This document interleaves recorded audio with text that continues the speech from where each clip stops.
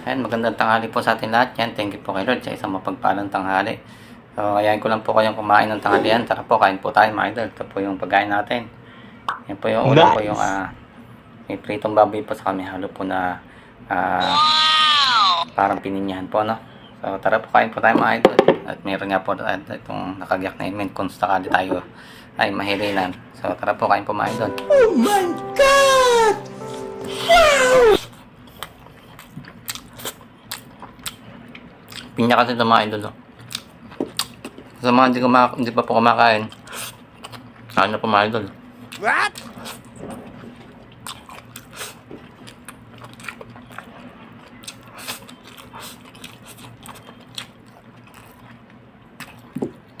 So, ito yung pinya.